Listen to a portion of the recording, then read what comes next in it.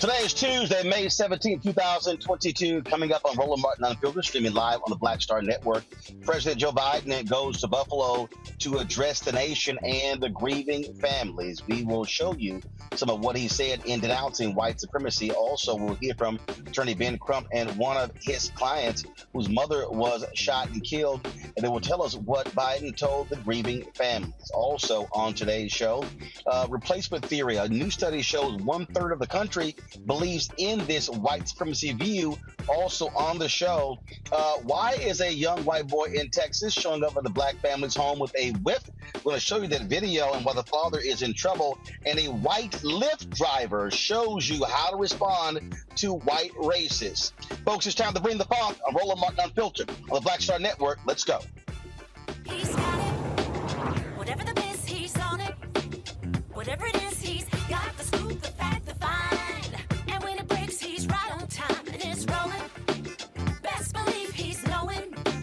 Putting it down from sports to news to politics. With entertainment just for kicks, he's rolling. It's on go, roll, roll, y'all.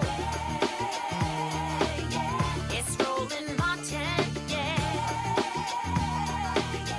Rolling with Roland now. He's funk, he's fresh, he's real, the best, you know he's Roland Martin now.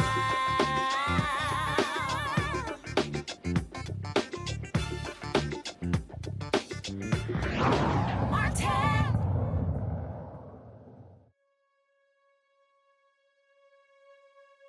Joe Biden is back in Washington, D.C.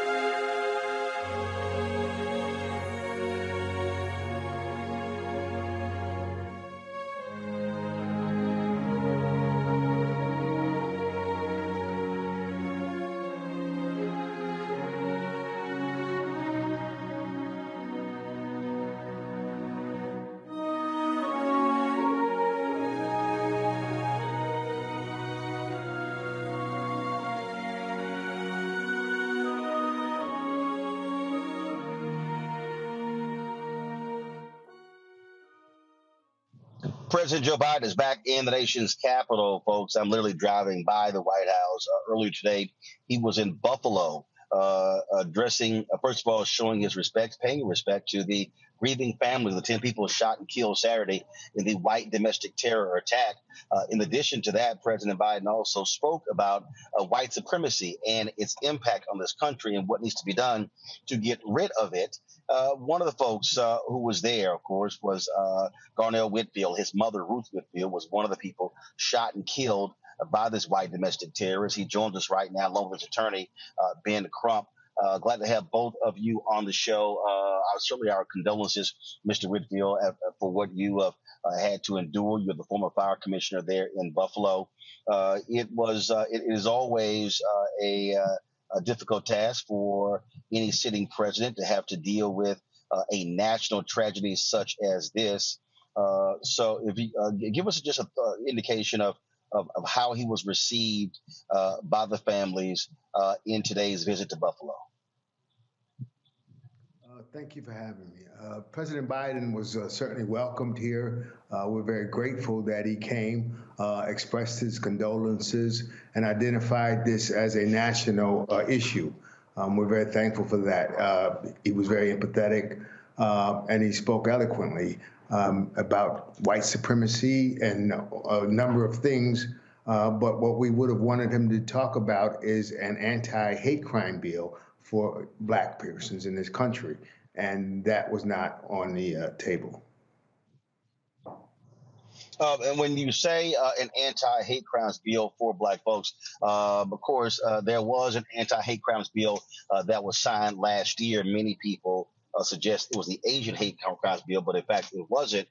But that particular bill, though, dealt with the creation of a national database. How would an anti-hate crimes bill have impacted this. And so, what do you actually want to see Congress do? And what would you want to see the president sign? I think where the families and many people around the nation, Roland, are calling for the same attention and detail that went into responding to a tragedy affecting Asian Americans, that the Congress immediately acted. The hope would be that they would make an effort to say we're going to have a anti-black hate crime bill that would specifically say we're going to put a department, or we're going to put money into looking just at these white supremacist groups that are now starting to proliferate this race replacement theory and going to, I guess, target black people like Dylan Roof and like this young monster who said, my objective was to kill as many black people as I could. And we think that there has to be greater attention from the highest officers in the top leadership in America to say, we got to do something about this because this is happening too much. They're starting to radicalize these insecure, young people, young white men to do terrible, senseless acts of violence against black people. But what you're describing in terms of those resources, that can actually be done without a bill by Congress. You literally can have a shift of resources. And when Trump was there, they actually took money out of the effort targeting white domestic terrorists and shifted towards Muslims. That was an action by that White House. And so this White House can do that. The reason I'm talking about the particular bill you talk about with Asians, many people, I've heard many African Americans call it an Asian anti-hate crime bill, but it actually wasn't. Asians were not even mentioned in it. That hate crime bill actually covered all folks. Really what it did was establish a database.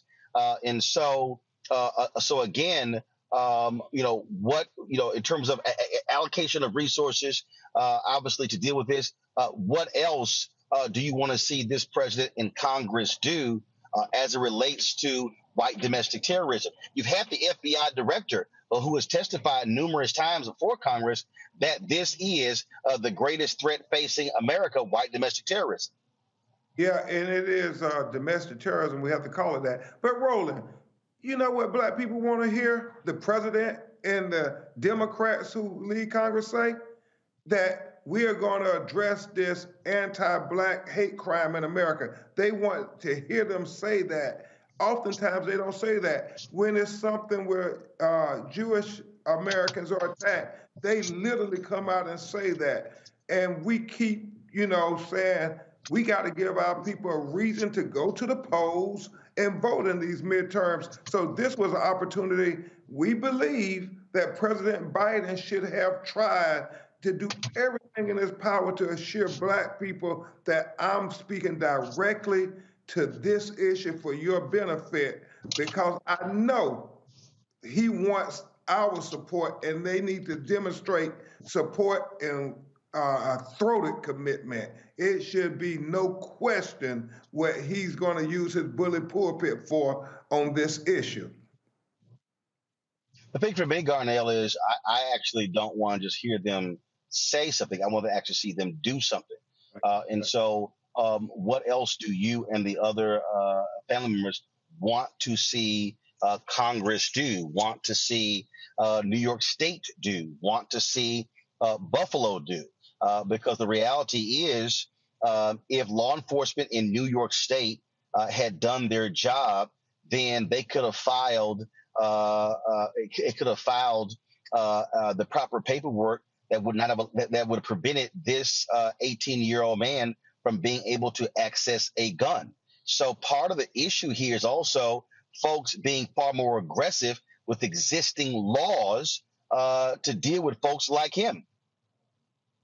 Absolutely. There are a number of laws, as you've referenced, already on the books that are not enforced.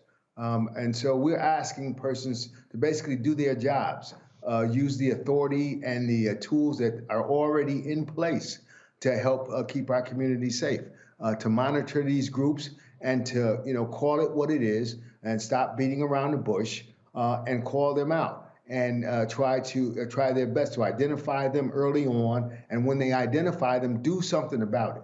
And don't just let them, put them away for a moment or two. Just look at them, slap them on the wrist, and put them back out here. This guy had been flagged already.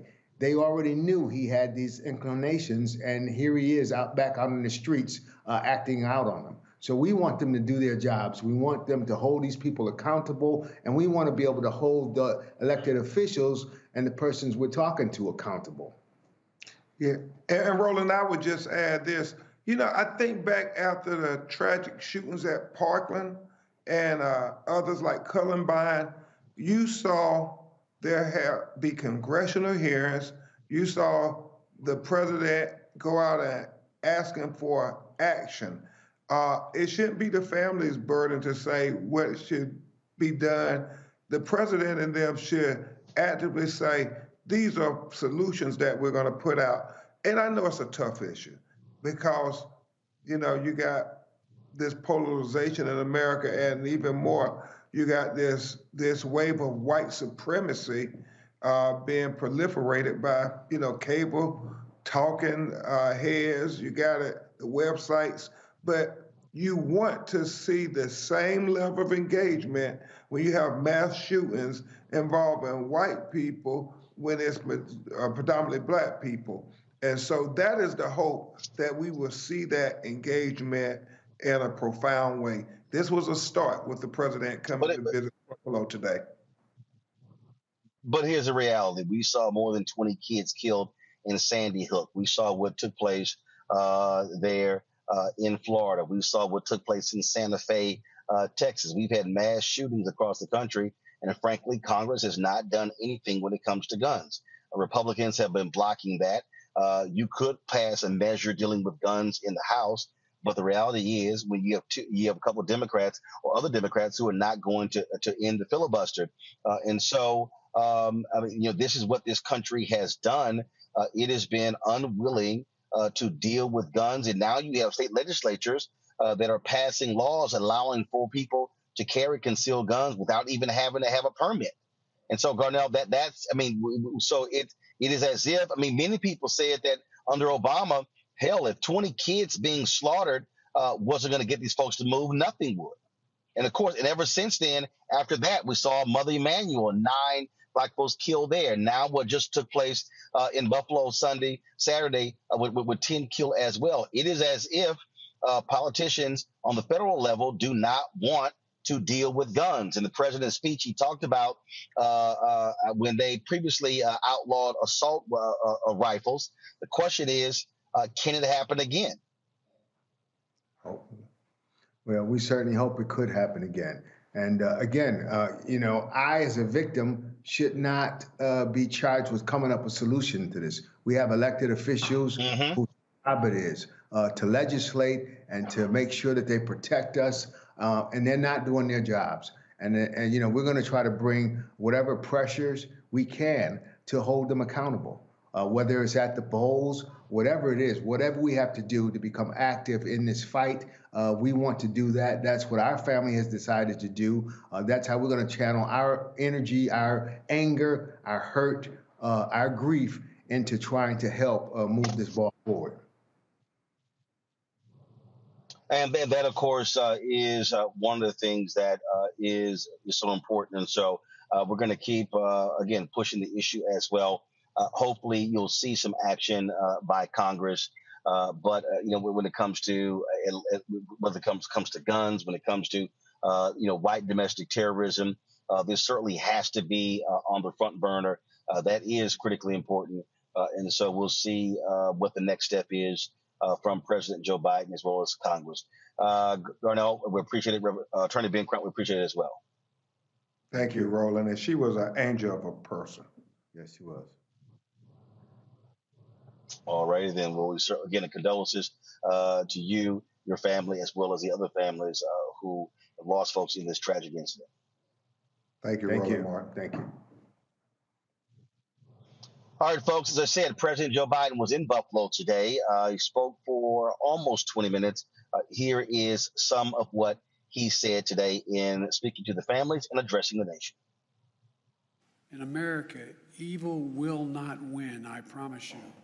Hate will not prevail, and white supremacy will not have the last word. For the evil did come to Buffalo. It's come to all too many places.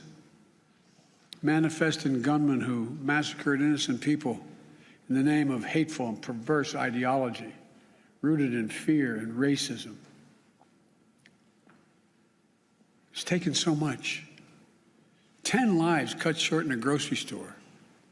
Three other wounded by a hate-filled individual who had driven 200 miles from Binghamton in that range to carry out a murderous, racist rampage that he would live stream to the world. What happened here is simple and straightforward. Terrorism. Terrorism. Domestic terrorism. Violence inflicted in the service of hate and the vicious thirst for power that defines one group of people being inherently inferior to any other group. A hate that through the media and politics, the internet, has radicalized, angry, alienated, lost, and isolated individuals into falsely believing that they will be replaced, that's the word, replaced, by the other, by people who don't look like them, and who are therefore in a perverse ideology that they possess and being fed lesser beings. I and all of you reject the lie. I call on all Americans to reject the lie. And I condemn those who spread the lie for power, political gain, and for profit. That's what it is.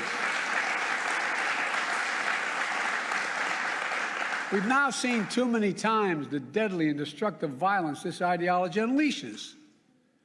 We heard the chants, "You will not replace us," in Charlottesville, Virginia. I wasn't going to run, as the senator knows, again for president.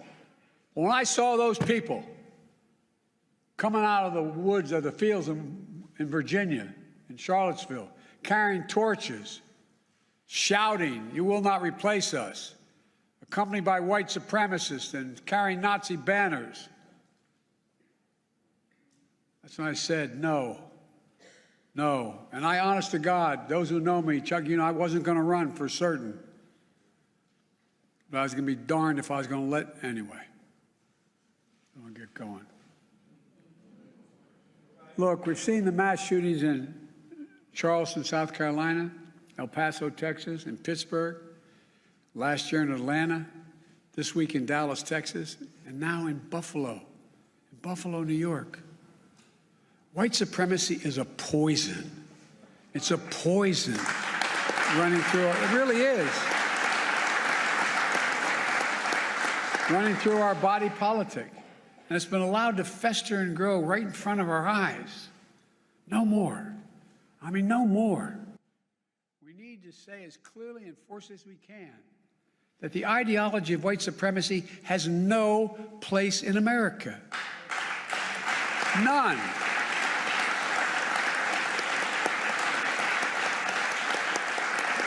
And look, failure for us to not say that, failure in saying that, is going to be complicity. Silence is complicity. It's complicity. We cannot remain silent. Our nation's strength has always come from the idea. It's going to sound corny, but think about it. What's the idea of our nation? That we're all children of God.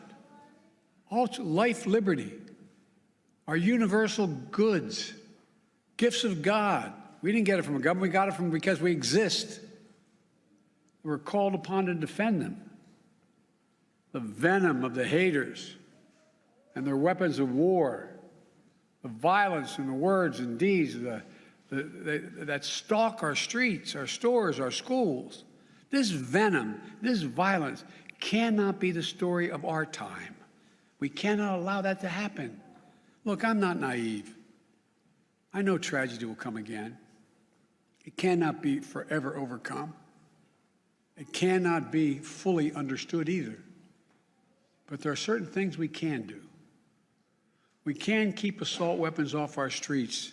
We've done it before. I did it when we passed the crime bill last time, and violence went down, shootings went down. You can't prevent people from being radicalized to violence, but we can address the relentless exploitation of the internet to recruit and mobilize terrorism. We just need to have the courage to do that, to stand up. Look, the American experiment in democracy is in a danger like it hasn't been in my lifetime. It's in danger this hour. Hate and fear are being given too much oxygen by those who pretend to love America, but who don't understand America. To confront the ideology of hate requires caring about all people, not making distinctions. Reverend, the scripture is seeing that we're all part of the divine. Love thy neighbor as thyself. That's the America I know, that Jill knows. And most deserve the most, look, we're the most multiracial, most dynamic nation in the history of the world. Now's the time for the people of all races, from every background, to speak up as a majority in America and reject white supremacy. These actions we've seen in these hate-filled attacks represent the views of a hate-filled minority. We can't allow them to distort America, the real America. We can't allow them to destroy the soul of the nation. As President of the United States, I travel the world all the time. And other nations ask me, heads of state in other countries, ask me, what's going on? What in God's name happened on January 6th? What happened in Buffalo? What happened? They'll ask. We have to refuse to live in a country where black people going about a weekly grocery shopping can be gunned down by weapons of war deployed in a racist cause. We have to refuse to live in a country where fear and lies are packaged for power and for profit.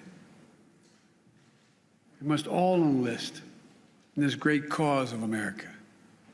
This is work that requires all of us, presidents, politicians, commentators, citizens. None of us can stay in the sidelines. We have to resolve that here in Buffalo, that from the tragedy, this tragedy will come hope and light and life. It has to. And that on our watch, the sacred cause of America will never bow, never break, never bend. The American we love, the one we love, will endure. So to the families, from your pain, may we find purpose to live life worthy of the loved ones you lost. From a hymn based on the 91st Psalm that's sung in my church, may he raise you up on eagle's wings and bear you on the breath of dawn, make you to shine like the sun, and hold you in the palm of his hand. That's my wish for us. We can do this if we resolve to do it. If we take on the haters and those who don't even care, it's just about profit and politics. May the soul of the fallen rest in peace and rise in glory. And may God guide the United States of America, now and always. To the families, as my grandpop used to say when I walked out of his home in Scranton, he'd say, Joey, spread the faith. And my grandma would yell, no, Joey. He'd say, keep the faith. And my grandma would say, no, Joey, spread the faith. We're thinking of you. Hold on to each other tightly. Stick together. You'll get through this, and we'll make Buffalo and the United States a better place to live than it is today.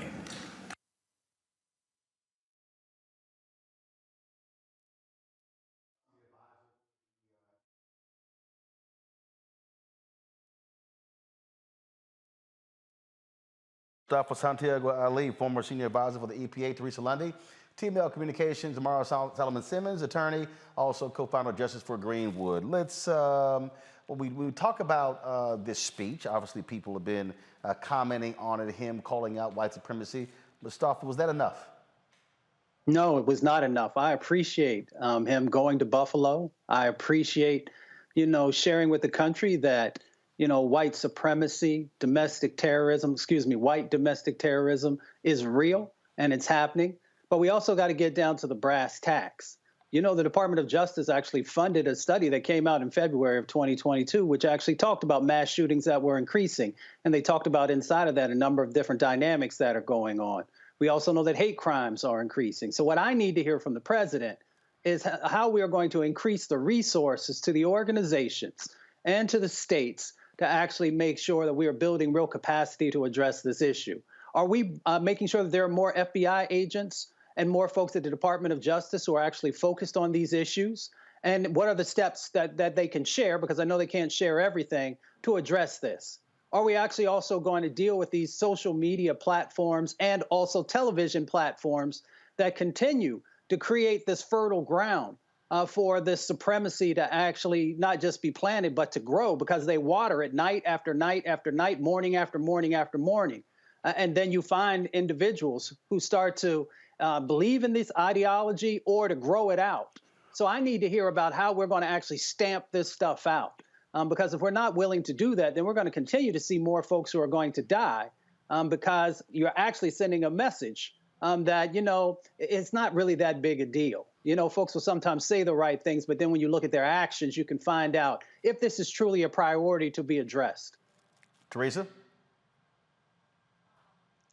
Yeah, absolutely agree. I mean, it's almost to the point of how many times do we have to ask our commander-in-chiefs, our, U.S. senators, our congressmen, to actually stand up and do what they have the power to do, right? I think, as voters and as citizens, we are asking, for change. We're asking for them to really do their jobs. And so, as we even come up to an election, for the primary election, we need to be asking them same things, asking them same questions. Not the day of, not the week before, or not when a tragedy happens, but prior to. So we can see if they are the right elected officials that on day one, they will get it done. DeMario. Completely disappointed. Last year, President Biden came down here to Tulsa. He gave a similar speech that didn't move the needle. He didn't announce any particular policies or processes or resources, Mustafa has stated. He did the same thing here. It's performative. It's a waste of time. I want to hear him talk about doubling the DOJ's budget, as Mustafa talked about, to deal with these issues. I want to hear him call upon the congressional leaders to utilize the 14th Amendment to kick out of Congress those known white supremacists who are in Congress today.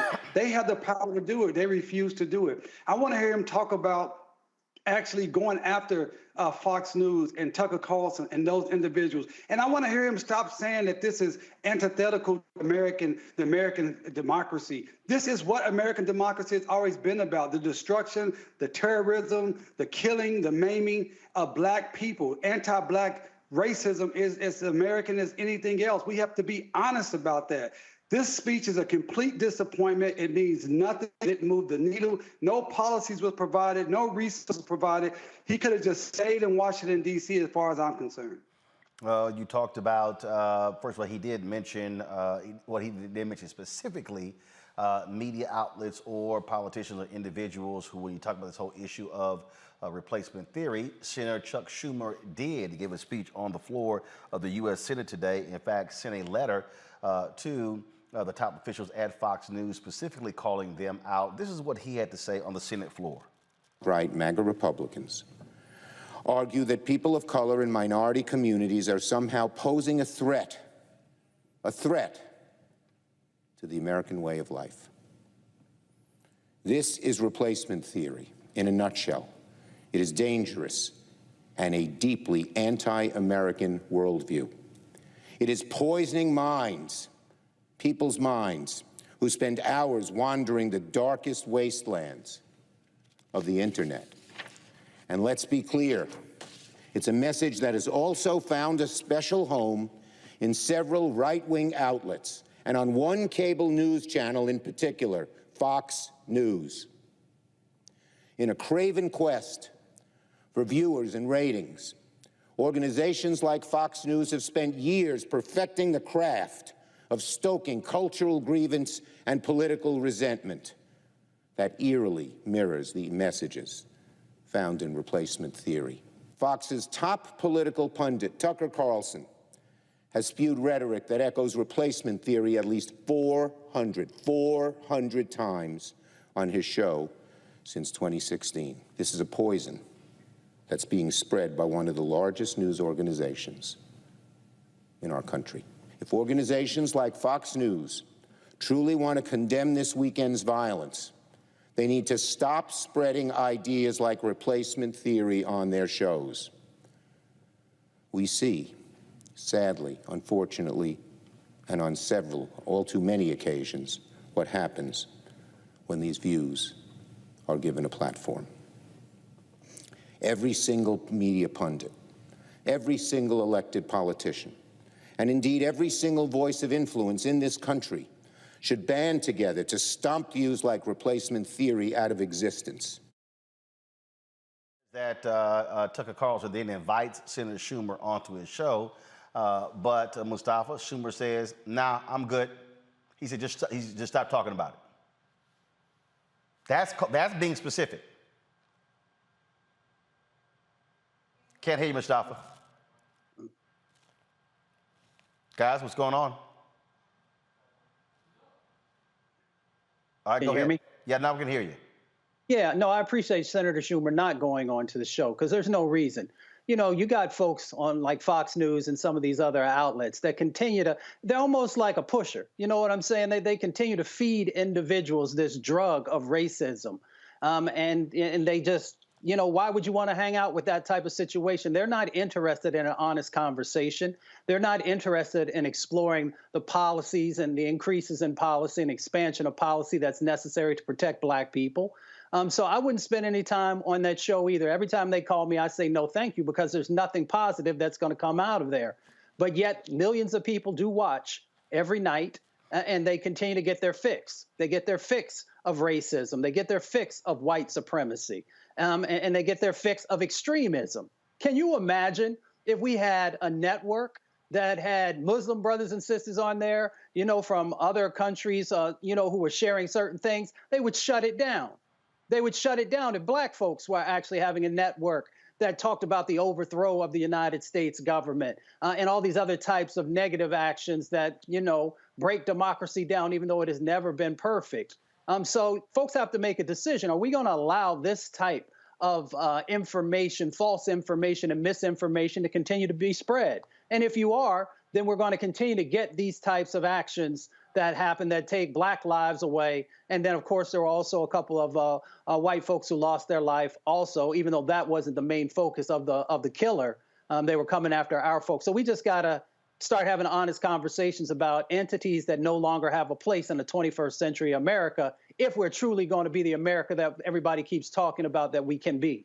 I do think it is important, Teresa, to call people out specifically, call out specific politicians. And look, you know, Biden spoke in general, but if he doesn't want to do it, fine. Guess what? Pelosi needs to do it. Schumer needs to do it. That type of action needs to take place. You cannot make racists comfortable. You can't coddle them. You must go after them head on. Yeah, I mean, it's essentially the same messaging as cancel culture, right? I think so many times we've kind of gone through, you know, probably the pandemic has shown us the most opportunity that we could use with a hashtag on social media. So I think if there is enough voices, enough influence, and enough power that is circulating around this issue, that, you know, the removing of controversial speeches actually take place, then likely we can probably, you know, go back to, you know, some of the talking points that Joe Biden has said when he was in New York about unity and, you know, coming together. But half the battle is if we aren't unified in some of these statements, if we're not calling it out as we see it or as we are dealing with it, and if we keep allowing the program to just enhance itself. Listen, there's been polls that has been given to show, how influential of an influencer that Tucker Carlson is. Right? He went from a nighttime show to now have a daytime show. Why? Because more people want to hear that type of rhetoric, because I'm not sure why, but they're making it convincing enough. So there are analytics, there are numbers, there are data that is specifically watching the turn of events happen. And so if we don't cancel Tucker and the many other mediums, right, it's just not Fox News. We have an entire other, social platforms that are doing the same community forums and blogs and, all these digital mediums that are also playing a part. But again, the loudest of the voice is the one that that millions are watching. That a lot of backers, a lot of funding is behind it. DeMario, again, you got to call folks out, and you got to be specific in doing it, and it has to be consistent, specific and consistent. And it needs to come from the top. And yes, Schumer, Pelosi, it needs to come from President Biden. But here's the same man that last week was talking about he wished he could go back to a time when he was able to have lunch with segregationists. Here's the same man in the speech you just showed us said that this is the worst of American democracy that he can remember in his lifetime. A newsflash, he's 78 years old. 78 years ago, we couldn't even vote. We had Jim Crow. We had all type of lynchings going on a daily basis in America. He is not able to stand up to the time that we're in right now. We need a dynamic leader who speaks clearly and plainly about the issue. And I don't want to even care about this term replacement theory. We need to stay focused. This is anti-black white supremacy. This is not the same as what they're talking about, the people coming over the board and all that. This is the hatred of black people that has been going on since we were snatched and stolen and brought over to this country. We have to be very, very clear. And another thing is we have to, as a people, black people, have a conversation and a plan of how we're going to protect ourselves during this particular time, because the federal government is refusing to do it. So the speeches on the House floor, where is the policy? Where is the legislation? Where is the resources to go in and make sure that this stuff does not happen? And let me just say this very, very clearly. They keep trying to say this is a lone wolf, this is one white guy. Man, this is a concerted effort. There is no way an 18-year-old kid could have the wherewithal to do everything he did and be shot numerous times by the police officer. It didn't go into his body, but the impact of having an actual shot hit your body, and he still had the training to withstand that, fire back, and continue on his mission. Man, we in some terrible, scary times, and our leaders are not stepping up to the plate. Well, one of the things that we're going to do is we're going to take a break. We come back, we're going to talk about a poll from the Associated Press that breaks down how a third of the country supports and believes in replacement theory. That's how deeply embedded this white supremacist view is in America. You're watching Roland Martin Unfiltered on the Black Star Network.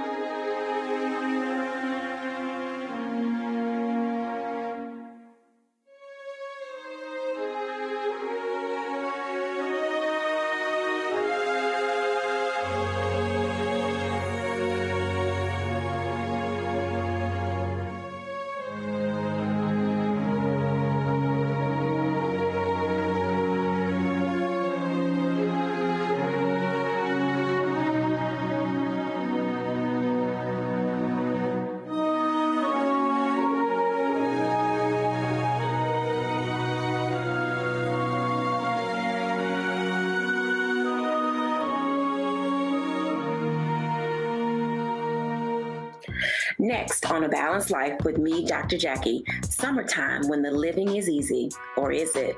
Summer vacations, class reunions, kids in summer camp, all fun, but stressful.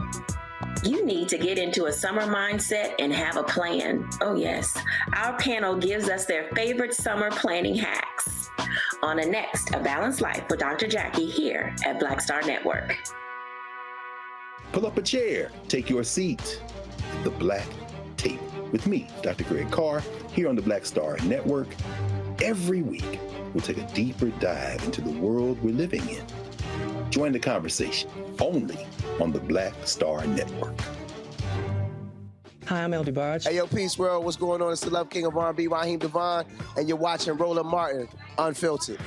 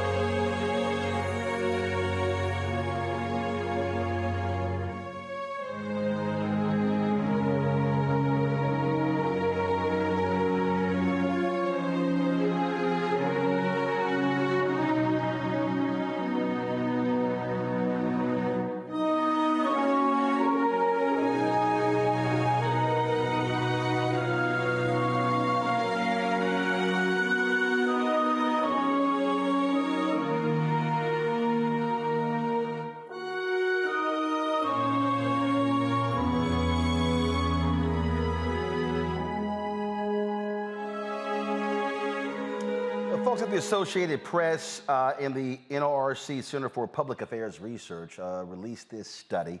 It is called Immigration Attitudes and Conspiratorial Thinkers, a study issued on the 10th anniversary of the Associated Press Newark Center for Public Affairs Research. When you look at this particular study, it lays out that roughly 1 in 3 adults agree that a group of people is trying to replace native-born Americans with immigrants for electoral gains. A similar share, 29%, also expressed concern that an increase in immigration is leading to native-born Americans losing economic, political, and cultural influences. These two key measures tap into the core arguments of replacement theory, a decades-old idea which posits that there is a group of powerful people in this country who are trying to permanently alter the culture and voting strength of native-born Americans by bringing in large groups of immigrants. The study indicates about 1 in 5, 17% adults agree with both of these central tenets. Most Americans cite a lack of economic opportunity, 93%, poverty, 92%, and violent crime, 91%, as motivating factors for why immigrants leave their country, while just 2/3 cite the impacts of climate change. Now, let's unpack that. When you talk about this 1/3, you're talking largely about the Republican Party. Now, what I find to be real interesting, Teresa, is these people calling themselves native-born Americans. Because if we really want to have a conversation about replacement theory, Native Americans were replaced by white Europeans. That's the absolute perfect example of replacement theory. Yeah, I love both sides of the aisle, and I think there is no both sides. That mean Native Americans were replaced, killed off by white folks from Europe. Right. So here's where I was going with it. Both sides, as in the talking points here. I think Republicans are very making a very concerted effort to try to have like a blend factor of what they feel is primarily the right terminology of how they want to blend with the culture, where they feel like, I feel like that I don't know, I just feel like their messaging is more so catered to, this, we are in this together, even though we dominated you, in so many words. So it's kind of where I am on that. Okay, I'm still confused. So am I. I'm not, I'm confused with the answer. I'm not confused with what's going on here. What is fundamentally going on here are white folks are saying, this is ours, and we don't want nobody to take what's ours. And what I'm saying is, y'all white folks, you're visitors. You actually took this country from Native American people. That's what actually happened. So the very people who are complaining about immigrants are immigrants. That's why I find this to be utterly laughable, DeMario. They are immigrants. That's who they are. And they don't want to own up to that. And so what they're operating is from a position of, this is our country. Hell, if you really want to start breaking this thing down, okay, if you really want to start just really breaking the country down, a significant part of the southwestern United States was Mexico. If you want to talk about Louisiana and literally middle America, Louisiana Purchase, hell, that was France. If we really want to start talking about how the United States was conceived, so this idea of replacement theory, hell, the entire country was this whole country was replacement theory. It was built on replacement theory. It was completely destroying Native Americans to take it over. Sorry, I read a history book. I think that's what Teresa is saying. Go ahead, Teresa. Yeah, so I agree with that, but I also think we look at gentrification today, right? Gentrification today is if folks decide to, and again, I guess white people decide that they want to change an area and make it better, they are absolutely replacing, Black and brown people. But they don't call it replacement, they call it improvement. And so some of their talking points is this. Essentially, what is the song that they had to sing in elementary school? This land is our land. It's just like, it's not, going back to Christopher Columbus. Like we have so much American history that says, yes, we came here, we replaced it, and we've upgraded or we made our claim to it because you didn't realize what you had. And so I think Republicans make it very clear that, their talking point, not ours, their talking points is very clear that, we're not saying replacement didn't happen. We're just saying don't use that word. But No.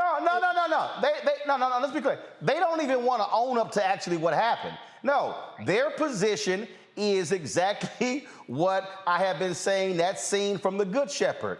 That is, when he said, what do y'all have? The United States. The rest of y'all are just visiting. White Americans have this view that this ours. Right. This is their view, DeMario. We built this. When in fact, you didn't build it. You didn't build it. You actually stole it. That's what actually happened. You didn't build it. And so that's what you have. And so what they're now saying is, we built this and we don't want nobody else coming in, when the reality is, guess what? White people ain't having babies. And you cannot, and what we're discussing right now in the United States, Europe has been dealing with in the last 10 to 15 years, where European nations have not been happy at all with African immigration. Well, guess what? Italians, Germans, Irish, the French, y'all stop screwing. So your countries literally are diminishing because your population is diminishing. Anybody who understands basic math knows you cannot continue to have a country if you are dwindling in population. You actually have to have an influx of new people. White folks ain't about to start having 5, 8, 10 kids each to try to catch up. It ain't happening. So the future of America is going to be based upon immigration. Why? Because the past was based upon immigration. I think we're missing the point. This is not about replacement. This is not about babies. This is about power. And no. We're not missing the point. That's all a part of it. No, we ain't missing the point. But the numbers doesn't matter. White people have shown for the last 500 years throughout the nation, throughout the world, they don't mind being a numerical minority as long as they can maintain power. That's why everything that they're doing now is to enshrine minority rule. And that's why we got to stay focused on what is really happening here. It is white supremacy. You know, when we use the new terms, replacement theory, I don't even get into all of that because it's good old-fashioned white supremacy. Right, that and they've been practicing for 500 years. But here's the package is different. Right, but and I think that's what Teresa was saying. They're packaging up in a way to say, oh, native-born Americans, so they don't have to come out and say, hey, us white people don't want to not be in power anymore. And what I'm saying, well, first of all, obviously, when you control the media apparatus, then you can frame the conversation any way you want to frame it, because that's the whole deal. What I am saying, though, is we have to call it what it is, and understanding exactly what's going on here. Part of the problem here, Mustafa, as I've watched this again, is when people sort of want to dance around it. For instance, I have said for years that you've got to tell folks in media, stop being afraid to say white. The whole conversation we had last week on the working class, oh, they've used that as a phrase instead of saying white. You mean white, just go ahead and say white. But the reality is, because everything in America, anything that's been deemed non-black or non-Latino, they call it mainstream. You people say, oh, mainstream media. No, white media. They mainstream. People say mainstream media, multicultural. Well, if multicultural means people of color, what the hell is this? White. We gotta force people to call it like it actually is, and that's been part of the deal. This unwillingness to actually say white voters, white power, white nationalism, white supremacy. Exactly. I mean, we just got to put it out there and call it for what it is. And, you know, it is a part of the misinformation and disinformation. We often talk about, you know, how that plays out from the Republican side of the equation, but we've also had our own sets of folks who play into this misinformation by not just telling it like it is and trying to sugarcoat it and trying to do all these other types of things to lessen what the reality of the situation is. Part of that disinformation is also what's currently being shared. So yes, you know, America is becoming browner, but yet there's still 309 million people who live in our country. Almost 200 million of those folks are still white. So when folks try and talk about, you know, that you're being replaced, well, that's not true. Not in this moment. Yes, there are more black and brown folks who are having babies, but you still are the majority. When they talk about the economic side of the equation, you know, 2 years ago, the last study that I looked at, you know, the median wealth income for a white family was around $188,000, but for black families, it was around $24,000. So you still are in control of the vast majority of the wealth that's happening in our country. When you look at who runs the Fortune 500 companies, who runs most of, you know, the higher level businesses and other entities in our country, it is not black and brown folks, it's white folks. So you still control much of the narrative, you control much of the resources, and now you see that there's a changing of the guard, if you will, and some folks are getting nervous about that. My thing is, if you treated folks right from the beginning, you'd have nothing to fear whatsoever, because folks would remember that you are actually an ally, that you are a true brother or sister. So maybe folks are getting real nervous because they see how they've treated others in the past and are worried that folks might treat them that way in the future. But see, here's the deal. This isn't even not about you're still in the majority. They don't want to give up anything. Again, all you have to do is go back in American history. During the Reconstruction period, it was like, yeah, all right, we're going to pass these laws. Look, we ain't trying to give up nothing. They ain't trying to give up nothing. Then all of a sudden, when Mississippi, black people were reelected in Mississippi.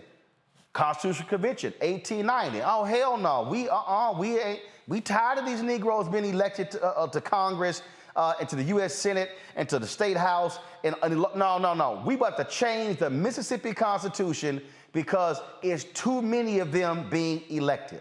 Lynchings. What lynchings were largely wasn't about whistling at a white woman. They were angry with the economic advances of black people. Even when black people were making money selling to other black people. It was, how dare y'all make money?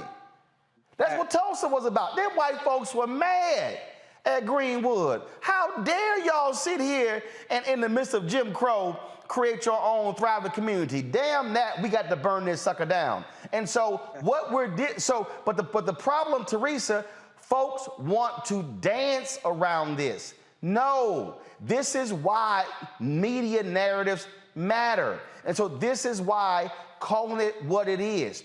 At every juncture, Tucker Carlson has to be called a white supremacist. At every juncture, Fox News has to be called white nationalist network news.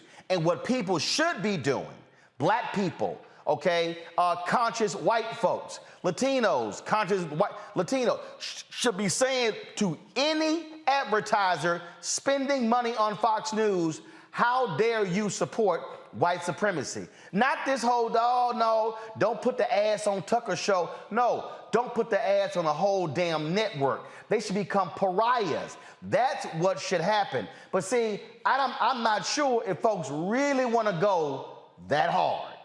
Right.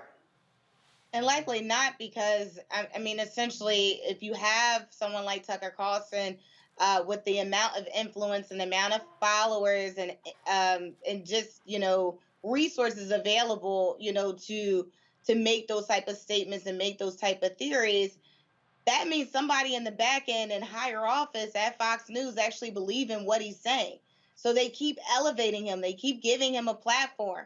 And they're like, hey, don't go too hard, but just go enough so we make our point very clear and watch the results. So again, it's not just Tucker. I think Tucker is just a spokesperson for an entire community that we do not see. And for me, that's probably the most scariest part, the back end office of who's making the decisions, who is allowing these statements to go across. So we really need to be looking at the CEOs, the decision makers that is allowing Tucker Carlson to stay there, because there's just not enough pressure. There's just not enough, just pressure all around that is making these executives change their decision to giving him 2 shows on a major mainstream. No, look, let's be real clear. I mean, the New York Times literally just laid that out in a very long piece, detailing how that show has become the top show, and they laid out in the article how executives at Fox News study the numbers minute by minute. They want to know exactly what people are watching. I'll tell you, DeMario, the reason I know this is the case, when I was at CNN, CNN executives would tell me, they would tell me why they wanted me on certain shows. And they told me, John Klein, who was then the president of CNN US, told me point blank, we can look at the minute by minute, and all of a sudden, if there's a spike, the first thing we say is, what was being talked about and who was on? He said, we will go back and see, oh, you were on. They literally told me that.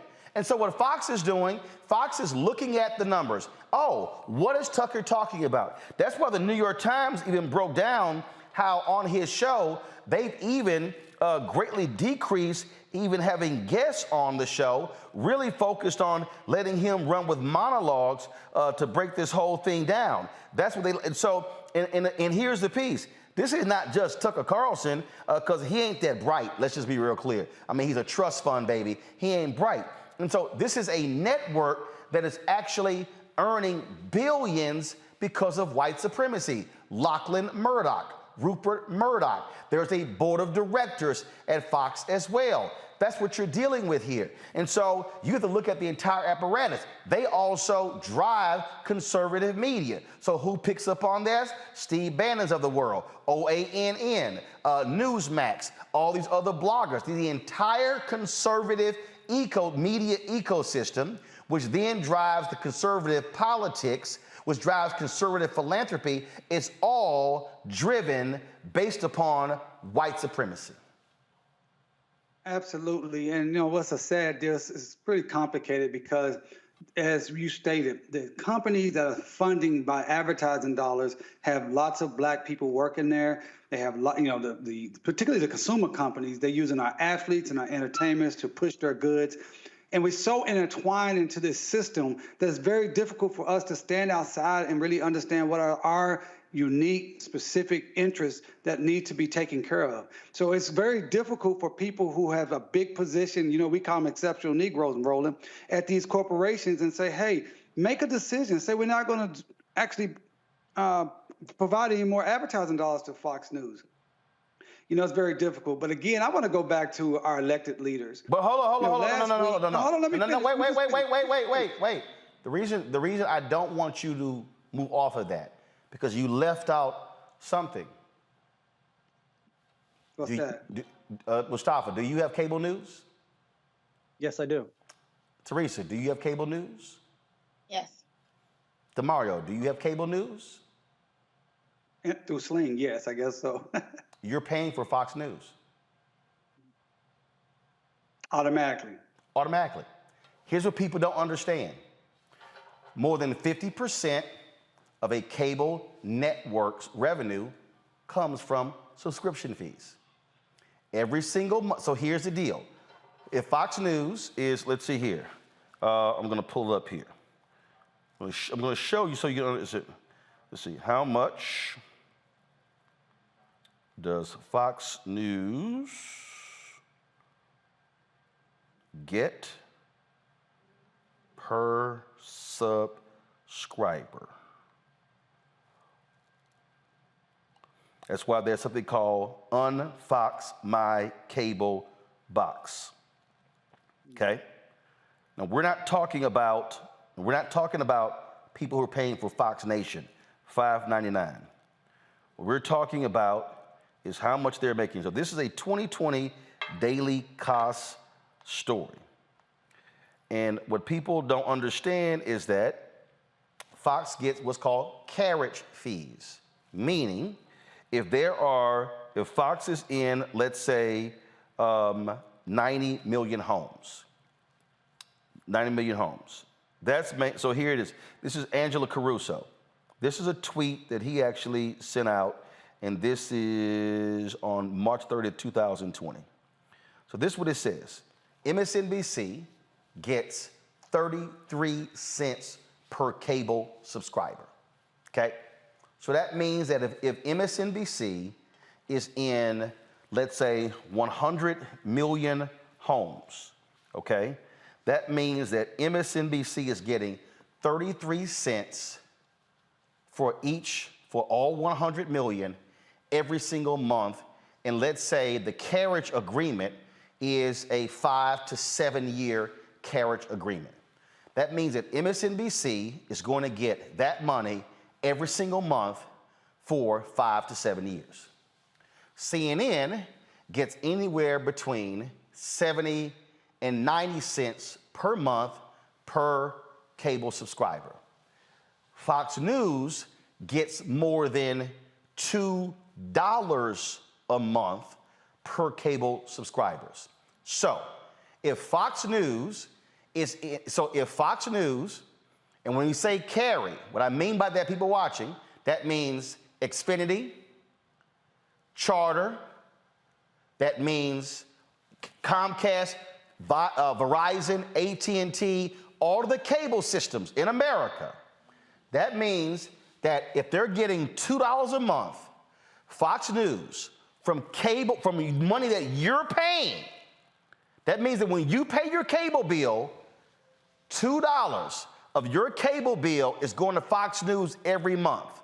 So for everybody who's watching and everybody who's on this panel, if you are paying for cable news, you are actually funding Fox News.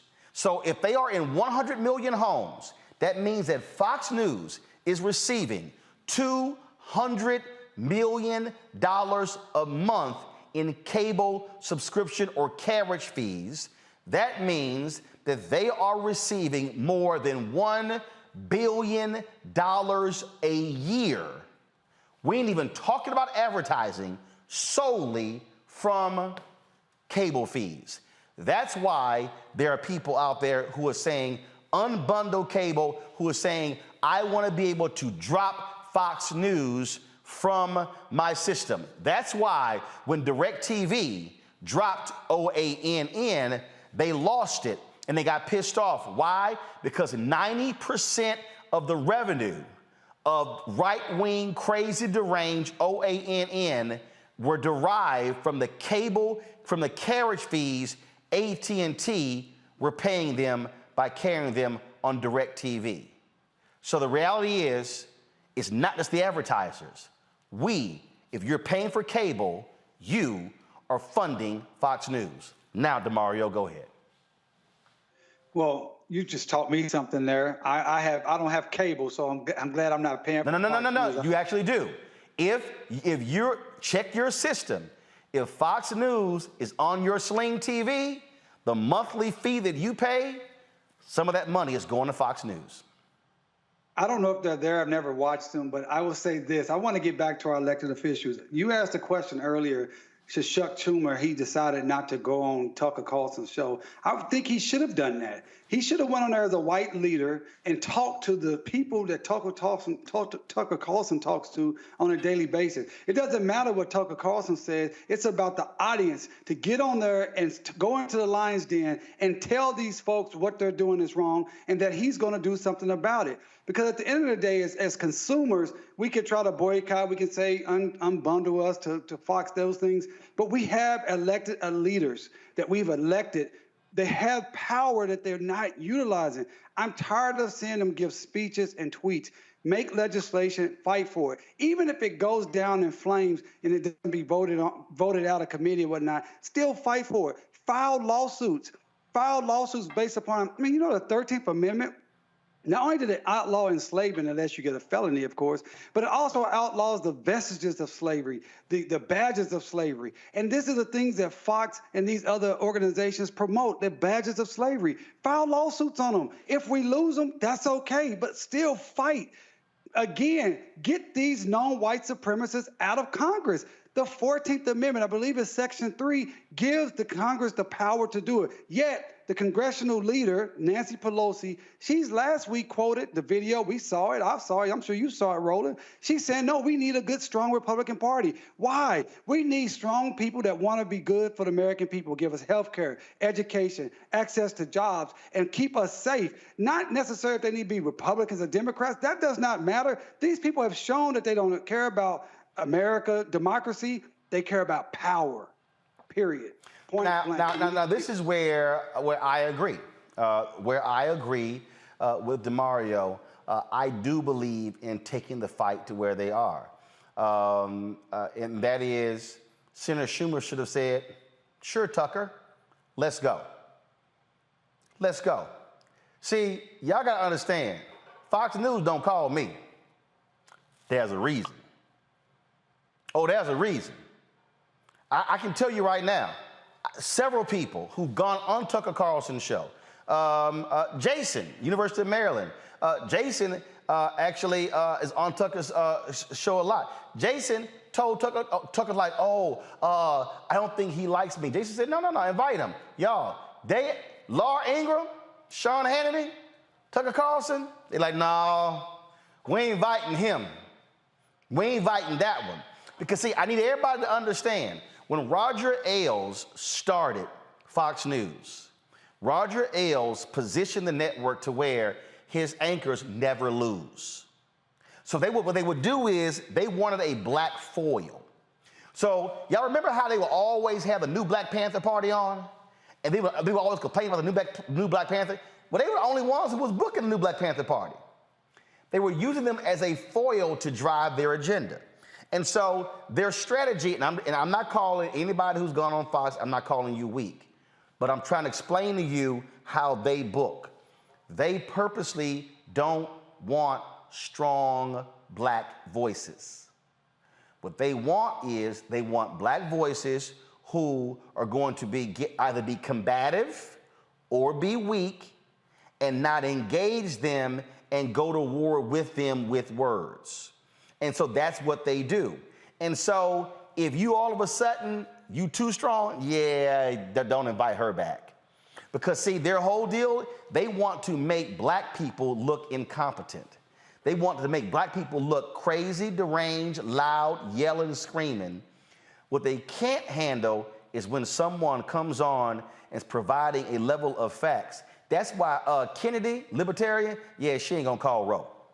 None of them gonna call me. The only Fox show that I've done more than once, I did Bill O'Reilly's show several times before I went on CNN. Megyn Kelly had me on her show because after when Roger Ailes fired, they were gonna give her anything that she wanted, and she's like, put on Roland Martin. And then they had me on several times. But I'm gonna show you what they do. What they do is they had me on, and right before I went on the air, when did you take this position? That's not my position. Well, like they were frantic. They wanted me to support something Hillary Clinton. I'm like, I don't support it. What are you talking about? So you gotta understand the game that's being played. What you're seeing on Fox is deliberate manipulation. It is state-sponsored propaganda. That's what you're seeing. And so in order to counter that, you gotta be willing to take them on. And so people lose sight of this fact. And so that's what and understand, they drive Republican politics. Iowa, Grassley, Mustafa, he literally said during the confirmation hearings, the only goal in opposing Judge Ketanji Brown Jackson was to get on Fox News. He said it. He literally said it.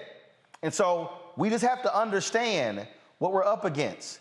When you have the highest rated cable network, not cable news, cable network, they are a disinformation propaganda vehicle that then drives the entire conservative ecosystem. And so that's the war that we are in, Mustafa, and we gotta understand how they're being funded. You go after the money, you're able to shut down the propaganda machine. Exactly. It's always about understanding the game and the players that are in the game. You know, we have all kinds of tools that we can utilize. You know, we've talked about taking our own personal responsibility about where we're utilizing our dollars. And I thank you, brother, for highlighting that for folks. I'll be taking care of that once the show is over today or tomorrow morning. We also got to understand that we got to hold the FCC accountable for them making sure that they're doing a better job because they have an enforcement branch. Except they don't have power over cable. They only have power over the broadcast. They don't have, the FCC only regulates broadcast, not cable. Right. Yeah. And I was speaking in the broader context of all these different media forms that are out there, you know, whether it's on the radio or a number of others, that we need to be taking a comprehensive set of actions to address what's going on. And then, of course, the advertising aspect that we talked about. But it comes down to understanding the game and understanding what their ultimate goal is. And we've been talking about power. We've been talking about money. And we've been talking about also how they're trying to make sure that they institutionalize the Republican platform, you know, and all the things that happen inside of our country. DeMario. Well, again, I mean, I'm a broken record on this deal. We just got to use our everything we can to push our elected leaders. I want to see civil rights organizations. I want to see black business organizations. I want to see black athletes putting pressure at the top. President Biden, he's the president of the United States of America. He came to Tulsa last year for a centennial. He made promises that have not been kept. He talked about hate, and hate can never win. But hate is winning right now because hate has always won in America. White supremacy has been reigning supreme. Only the times that we've beaten it back, we've been very specific when we had very strong leadership from the top. I always say this, that the greatest president to me in the history for black people was Lyndon Baines Johnson. And many reasons why he did what he did, but he was very clean, clear, and concise about what he was trying to do and the positions he took. We need that from the top. We need the president to call people out by name. We need the president to call upon congressional leaders to get out, to kick out the white supremacists out of Congress. We need the president to, hey, if the FCC doesn't have the jurisdiction over cable news, then, hey, we need a bill for that. Let's utilize the tools that we have. We need the Department of Justice White Supremacy Task Force to have double their resources, Triple their resources. Sue these people out of existence. How can you have Confederate History Months? I mean, listen, this is ridiculous. We got Confederate History Months going on right now in Mississippi and Alabama, and no one is saying anything about that from a federal level. This is ridiculous. We are dying each and every day because we lose focus on these leaders and they refuse to do what they can do. Do what they can do. That is my mantra tonight. Well, again, I need our people to understand. You got to understand the battle that you are in the midst of if we're going to wage this war. And so that's what has to happen. And so this is why, and now people understand. And I really now hope people understand how I've walked through this thing, why I'm so adamant about fighting for advertising dollars for Black-owned media, why I'm so adamant about having independent Black-owned media. Because, folks, look, y'all, this is what I've done since I was 14 years old, okay? There are athletes out there, they've been bouncing the basketball since they were a kid, and they're now in the NBA. Well, hell, it's the exact same thing. I've done nothing else since I was 14 years old. When you understand the media apparatus, when you understand the game, then you realize what's going on. This is why they are able to drive things. I mean, I'll give you a perfect example, just so y'all can understand why it's important to support this show. And I'm always calling out Mediaite because they do this all the time. They do this all the time. So if you go to their site, so this is gonna crack y'all up. So I'm on Mediaite right now. Okay, switch please. Okay, I'm on Mediaite right now. So this is their top story. Okay, so if you go down Mediaite, so they have all of these stories on their website. And so they have this story right down here that says, CNN reporter says white Americans have to come to terms with their racism. Okay, that's what they wrote. Now, I sent them a tweet and I said, wow, Mediaite, hell, we been said that. In fact, we said it last week. We said it Monday. We had 10 Wise on Friday and Monday. Really? Y'all just figured that out? Now, let me explain why I said that. Because Mediaite, they only pay attention to mainstream media. So when CNN says it, oh, all of a sudden you see a clip. Like, ooh, wow, CNN reporter says white Americans have to come to terms with their racism. We've been ahead of them. Hell, we've been saying that for a very long time. Do you see Mediaite writing those stories up saying, what was said on Roland Martin Unfiltered? On the Black Star Network? Nope. Nope. And so this is how these third-party sites further reinforce what you see on mainstream media.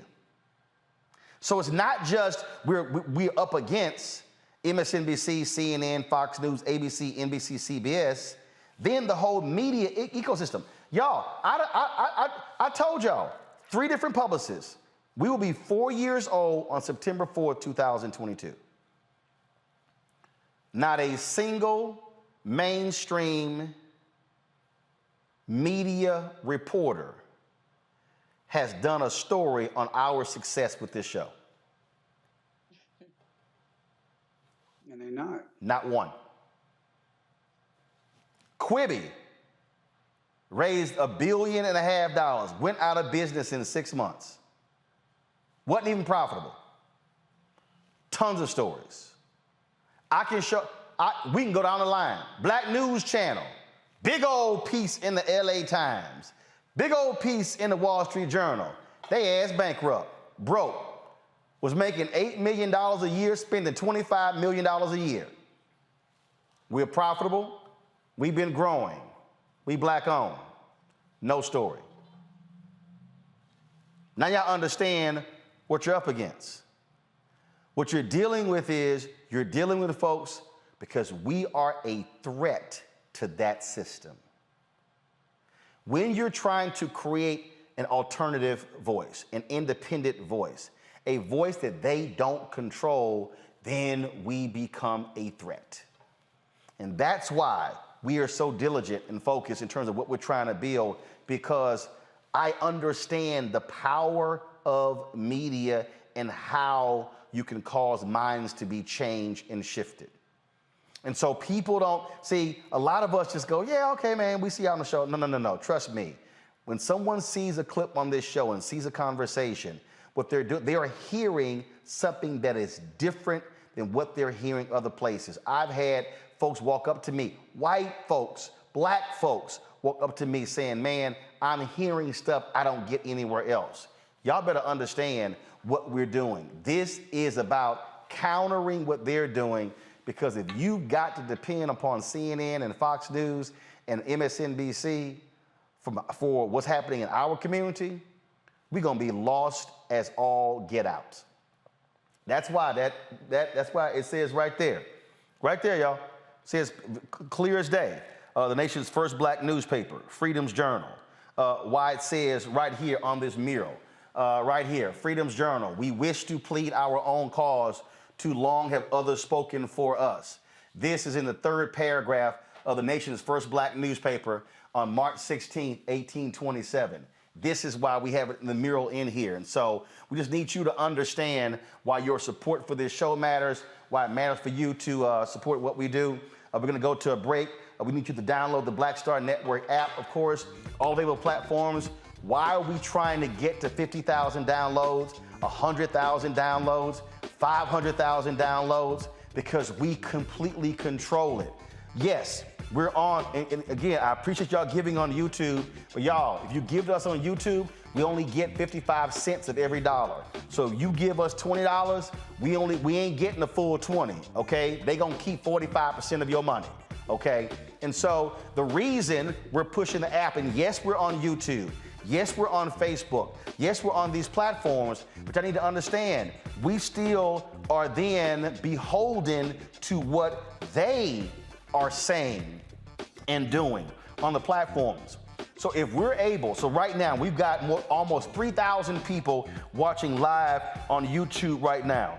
Well, if we're able to build the Black Star Network app and have 3,000 to 4,000 and 5,000 watching over there, then we can be able to drive our revenue in a whole different way.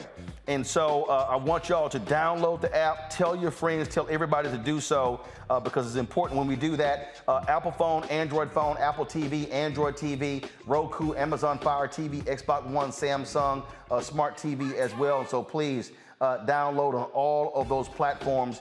And when I'm telling you how these things are going, I'm trying to show you right now, because y'all think I'm lying.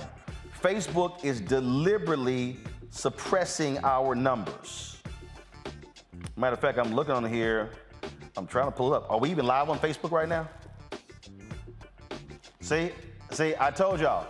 Okay, perfect example. I'm trying to look for us on Facebook right now. Facebook is blocking us. We've been averaging only 200 to 300 views a day on Facebook, even though I got 1.3 million followers on Facebook. Because what Facebook wants to do, they want me to pay to boost to the people who already follow me.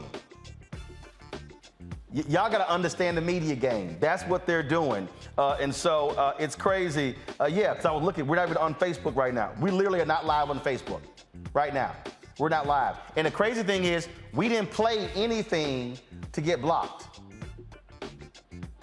I wonder what's up with that Facebook. So that's what the dollars matter. They matter, folks. Please join our Bring the Funk fan club, where every dollar you give goes to support this show. If you want to send a check or money order to send to P.O. Box 57196, Washington, D.C. 20037-0196. Cash App is $RM Unfiltered. PayPal is R Martin Unfiltered. Venmo is RM Unfiltered. Zelle is Roland@RolandSMartin.com. Roland@RolandMartinUnfiltered.com. We'll be right back.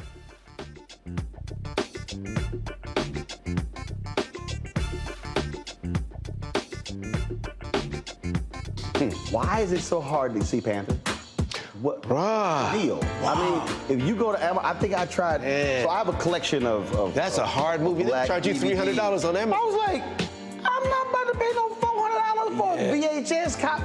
What's the deal? Man, it is interesting, Roland. It is the movie they don't want you to see. Power to the people. It's funny, I made New Jack City. You can get it anywhere. Posse, you can see it anywhere.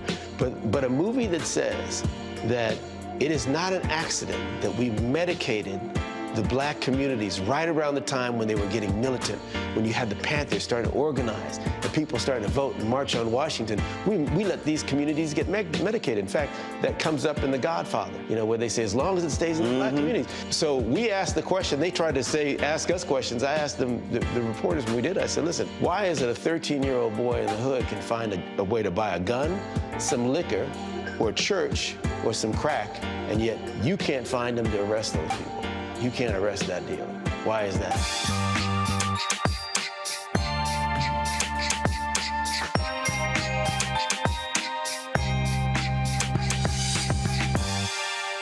Hi, I'm Teresa Griffin. Hi, my name is LaToya Luckett, and you're watching Roland Martin Unfiltered.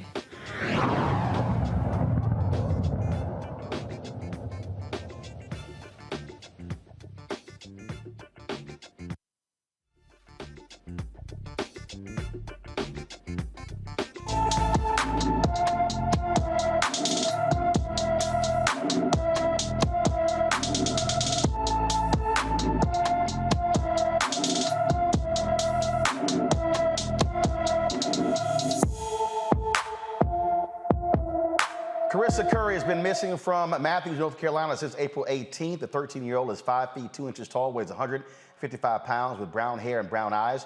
Anyone with information about Carissa Curry should call the Charlotte-Mecklenburg, North Carolina Police Department at 704-336-7600, 704-336-7600.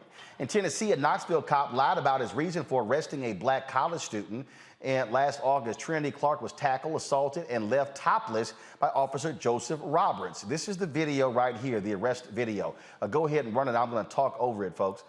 Trinity Clark was charged with 6 criminal charges, including a felony charge of evading arrest. After reviewing the evidence, a judge dismissed all of the charges. Judge Tony Stansberry called the incident disturbing. The former officer, Joseph Roberts, faces criminal charges in an unrelated case where he's accused of lying about starting a high-speed chase that ended in a crash, injuring 3 people. Look at this video. Bruh, move! My titties are out, bitch! Move, bitch! I'm not fucking playing, bruh! Titty, just chill. I don't got no shirt on, no. We fucked up.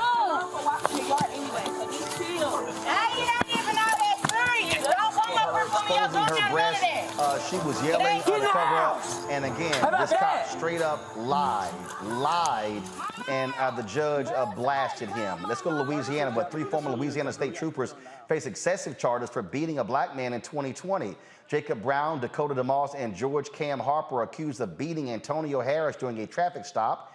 The ex-state troopers are on video slapping, punching, and kneeing Harris in his back, even though he was not resisting.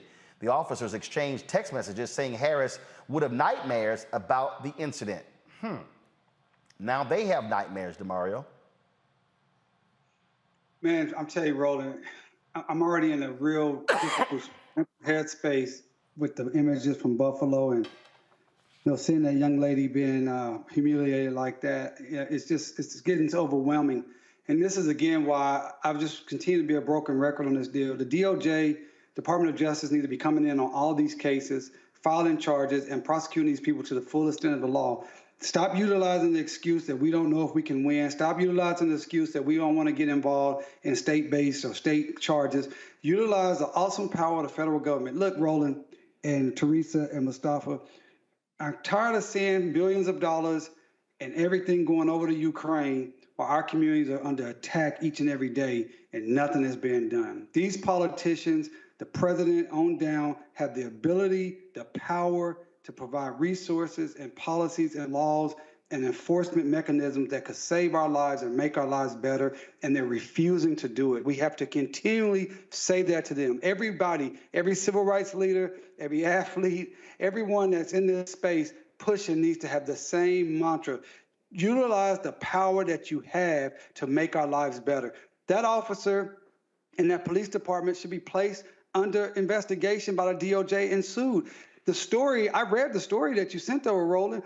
His superiors, which I see this all the time in my own practice, His superiors watched the video and they said, hey, that was within policy. You could have just used less bad language. So all of these people should be investigated and charged and sued and given the most maximum prosecutions possible.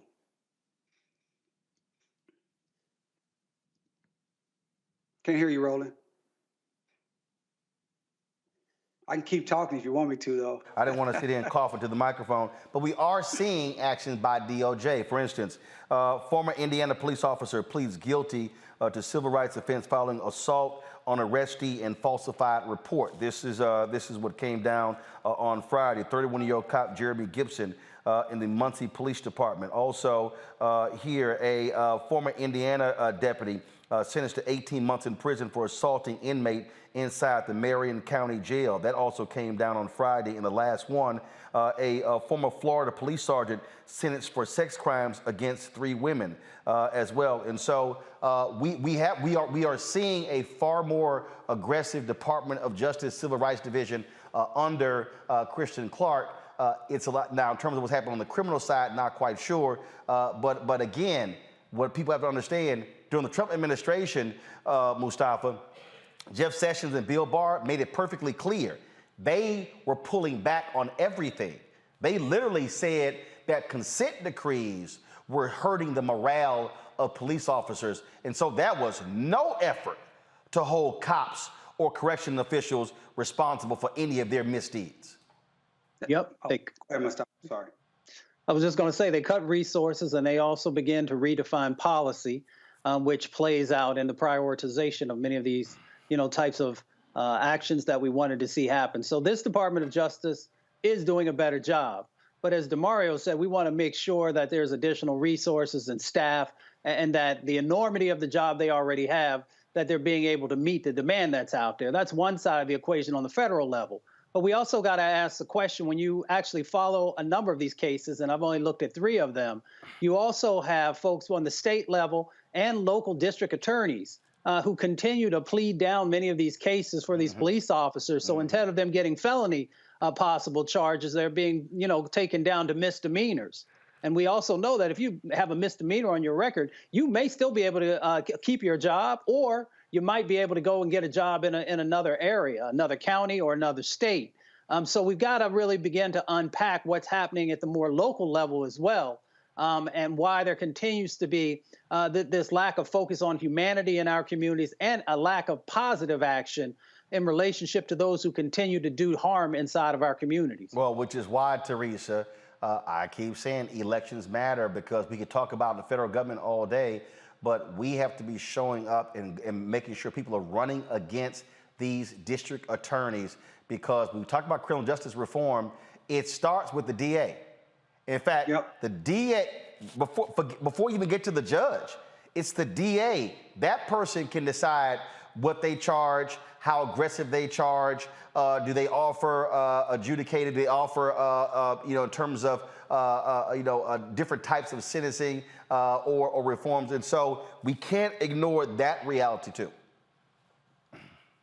Yeah, because if we keep ignoring the reality that district attorneys that are in that position in order to do their jobs, in order to protect the community, I kind of look at the district attorneys as, the first line of defense for communities, for Black and brown communities. So if there is an issue, yes, we're calling the cops, but then we're looking for justice.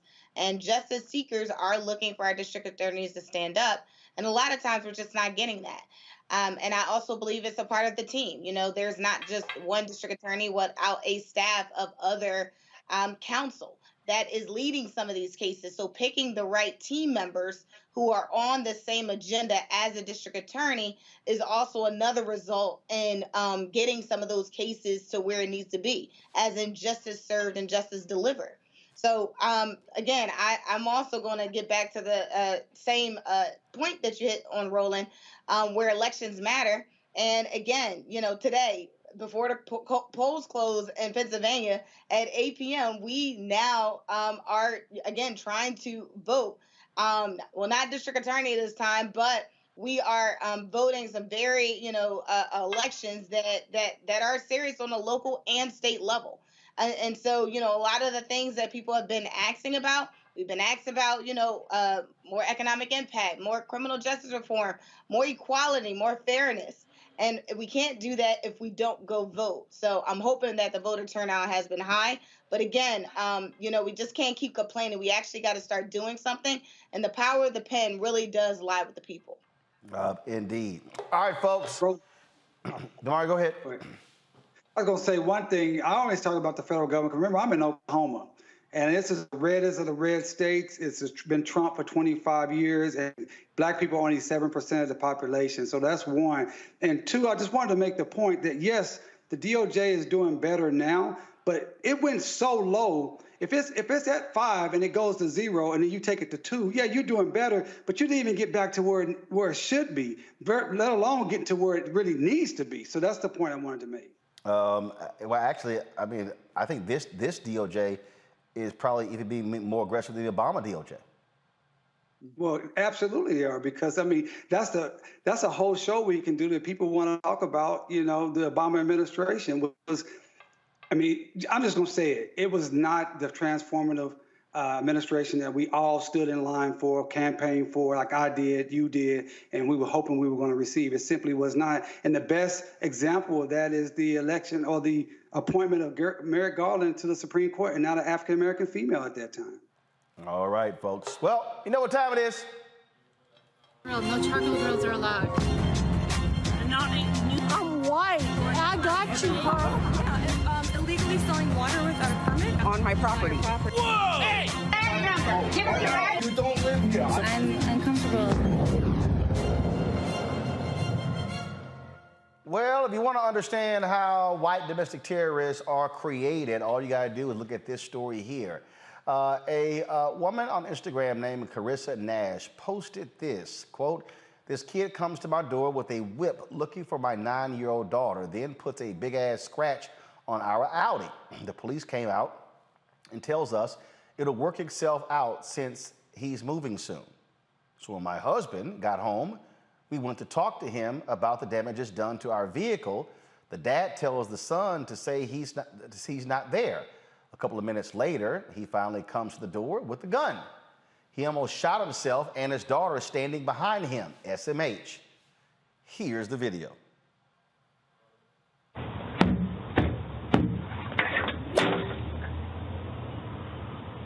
The video too is afterwards. Little boy, you better get your ass from off my porch beating on my door like this. I will call the police. You need to leave. Don't you ever beat on my goddamn door like that. Go. Your son beat on mine. I need to talk about these damages to my car.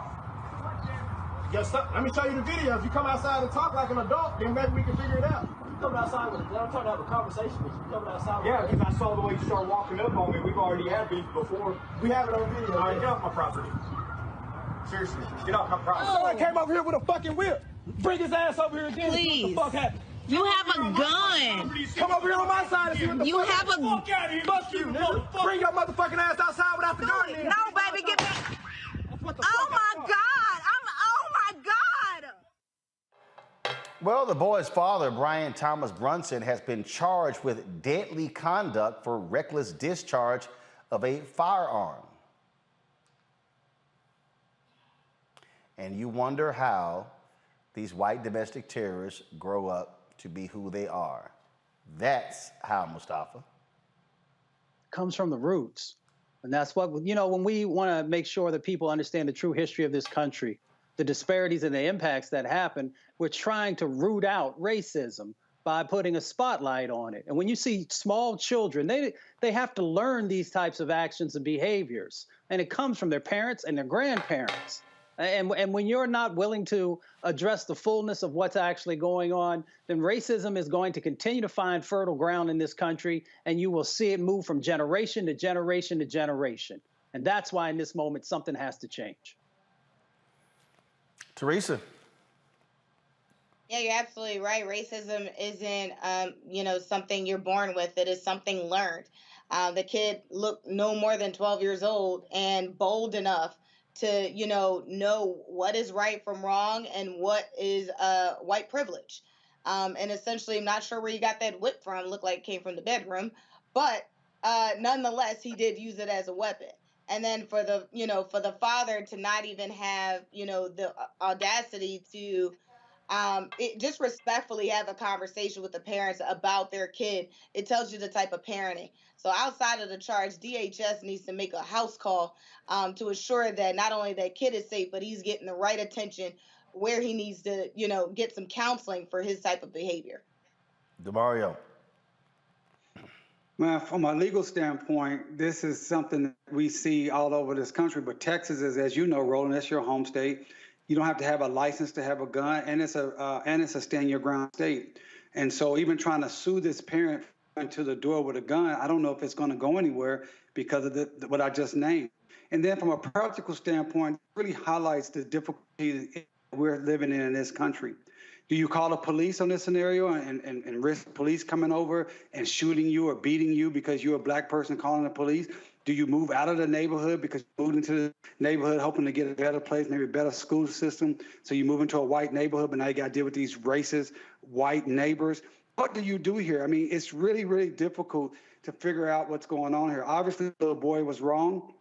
And the kid and the father coming to the door with a gun was not the most practical thing to do, but he had a right to do it. Family, I've really been thinking about what is their recourse here. They can bring a lawsuit. I don't know if it's going to go anywhere. Do you call the police? I don't know. It's a tough deal. All right, folks. One more.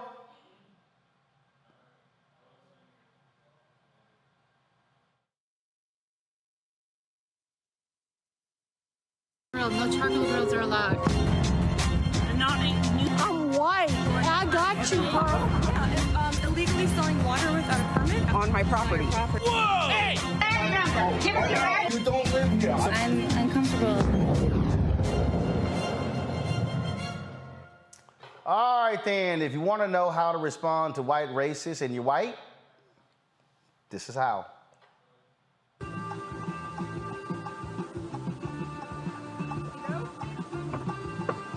Hello, for Jackie, right?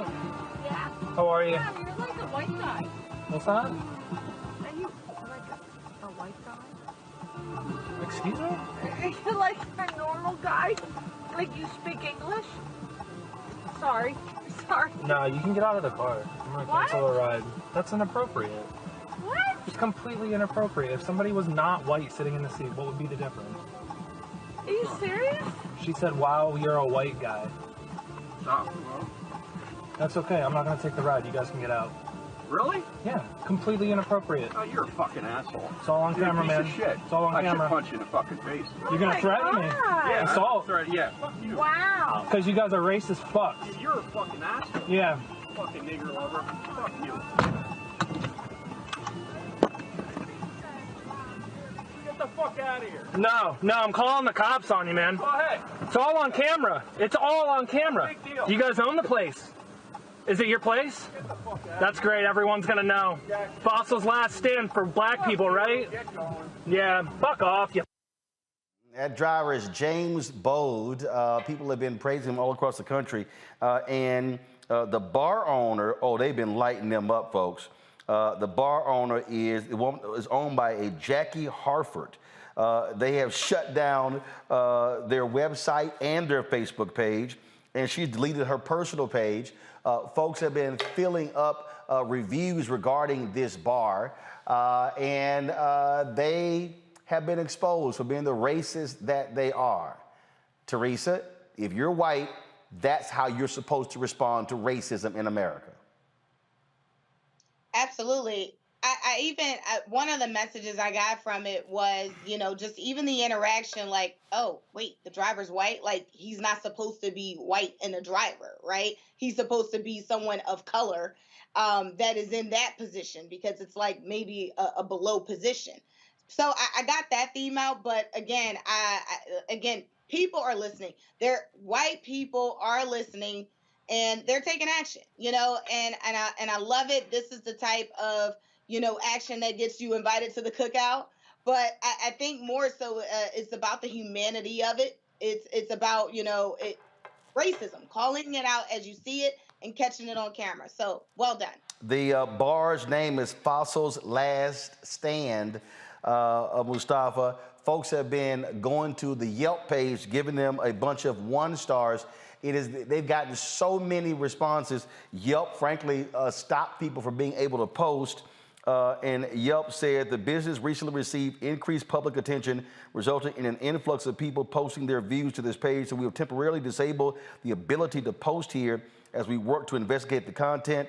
The site said in a public attention alert, while racism has no place on Yelp and we unequivocally reject racism or discrimination in any form, all reviews on Yelp must reflect an actual firsthand consumer experience. They are being swarmed and they earned it. I always say, if you truly want to hurt racists, hit them in the pocket. There are other actions, of course, but when you hit folks in the pocket, that's when you get their attention. And the other part of it is, again, thank you to that brother for standing up. True allyship means that even when there's no black folks around, that you're doing the right thing, that you're calling out injustice, and that you're pushing back and standing up. So I appreciate that. I hope that can be, a lesson and a blueprint for other white brothers and sisters who say that they are allies for our community, of how they will handle actions in the boardrooms, in the streets and the suites. And we'll see if we have more folks who are actually doing that, then things will begin to change. I'm trying to pull up this tweet here. A lot of folks, there were people who were saying, hey, how do we, donate to this guy? Because he's now gone public as well. A little hard for him to also drive and just having some issues here. Let me just go ahead and read it.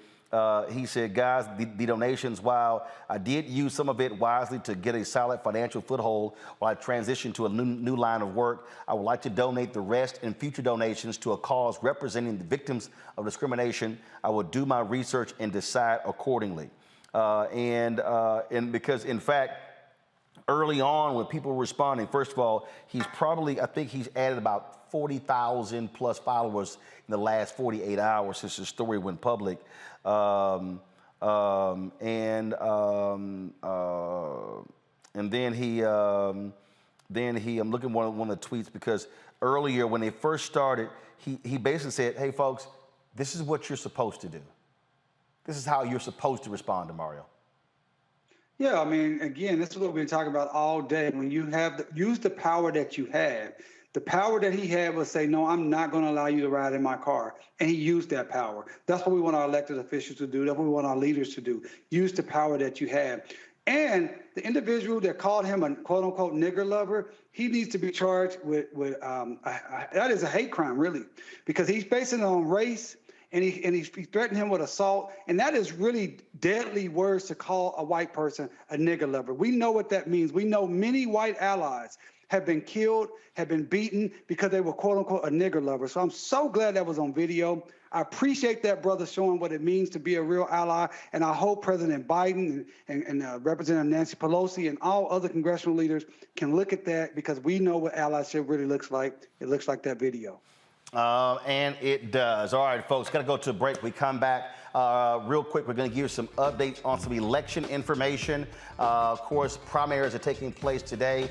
Kentucky, Pennsylvania, North Carolina, and we'll give you some of that when we come right back on Roland Martin Unfiltered on the Black Star Network.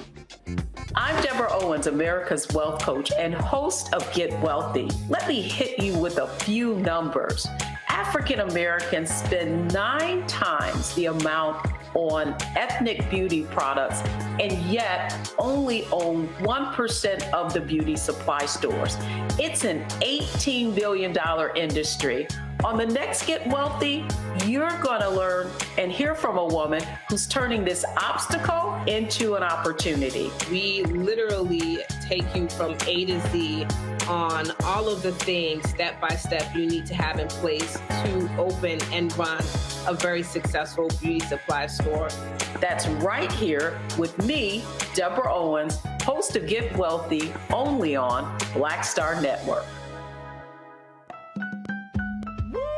We're all impacted by the culture, whether we know it or not. From politics to music and entertainment, it's a huge part of our lives, and we're going to talk about it every day right here on The Culture with me, Faraji Muhammad, only on the Black Star Network. Ha ha ha ha. higher. Hey, I'm Antonique Smith. What up, Lana Well, and you are watching Roland Martin Unfiltered.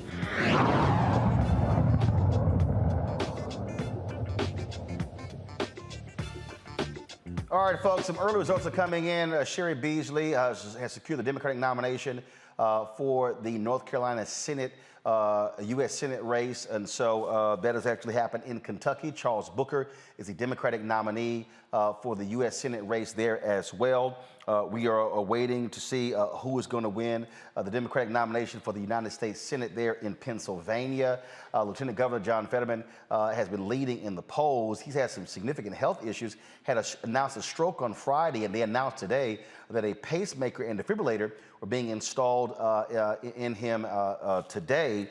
And so that's what's going on there. You also have, on the Republican side, Kathy Barnett, who is a Republican. The Republicans have been going after her big time. They're afraid to death because she's been going up in the numbers and is opposing, of course, Dr. Oz, who Donald Trump endorsed. And so we're looking at this race, a number of these different races. One of the races we're also looking at, Erica Smith, who is trying to get the nomination when it comes to for the position vacating by, of course, G.K. Butterfield, and so we're looking at that race as well. Also, early returns, Madison Cawthorn down 11 points in early returns. That's, of course, the crazy, deranged Republican who has been acting a fool, and so we're watching that race as well. So there's a lot of different races we're watching. We're going to have a full report for you folks tomorrow right here on Roland Martin Unfiltered, unpacking all these different races. You're there in Pennsylvania, Teresa. What are you seeing? What are you hearing? Yeah, you know what? It's been a very interesting time. Like I've probably have been just so grounded with some of the folks that are working on some of these campaigns for U.S. Senate. Philadelphia, and especially Pittsburgh, is I was not even a battleground state, but we are the highest population right now in terms of getting votes. So, you know, everybody's kind of just been encouraged people to get out the vote. They've been pushing the mail-in ballots. But it does look like Fetterman will come out on top.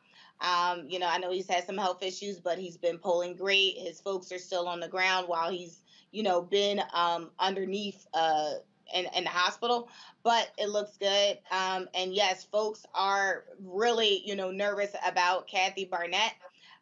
You know, the African-American woman, you know, I know she was a part of the insurrection. She bought some buses. She went up there and said she was protesting, but she's giving people a run for their money because she is saying the right conservative talking points. So I think those two are really something to look at. And of course, we have a whole bunch of statewide races with a whole lot of Working Families Party and progressives. That is something that we absolutely need to take a look at because it looks like the Working Families Party / you know, also a Socialist Party is also trying to make their way into Pennsylvania politics. And good. Go ahead, Mario. I said good. We need more parties, and socialism is not a bad word. We've gotten so tied up in this whole system of governance that have enslaved us, brutalized us, exploited us for 500 years. We need something new, period. Mustafa, final comment. We just got to pay attention to these races. They're incredibly important. You know, Pennsylvania is one of those bellwether states, and a lot is actually hanging on that when we come around to, you know, both this midterm and then the general election. So these individuals that are going to be in office will have the ability to frame out lots of the directions that will happen in 2024. So we just got to pay attention. We got to stay engaged if we live in Pennsylvania. Call your family if they live in Pennsylvania. Make sure the folks are voting and make sure the folks are registered as we move toward the general. Indeed. All right, folks. Also, last story here. Some good news. The Gulf Coast Athletic Conference has named its first black woman commissioner. Dr. Kiki Baker Barnes spent 16 years as Dillard University's athletic director and women's basketball coach.